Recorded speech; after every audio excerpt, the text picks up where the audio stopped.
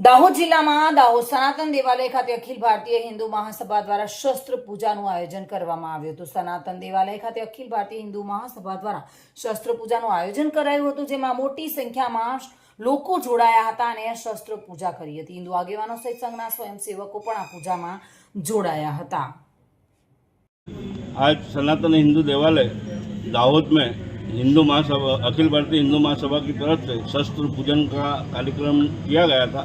उसमें दाहोद नगर के विभिन्न क्षेत्र एरिया से सभी ने शस्त्र पूजन का भाग लिया और 101 शस्त्र सब जो आए थे आमंत्रित मेहमान वो खुद का शस्त्र लेके आए थे और आज सनातन हिंदू देवालय में हिंदू महासभा की तरफ से जो शस्त्र पूजन हुआ उसमें 101 शस्त्र की पूजा हुई।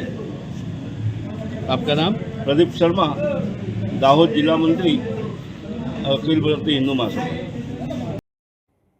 सुरेश कापड़िया साथे bureau report, today Gujarati news.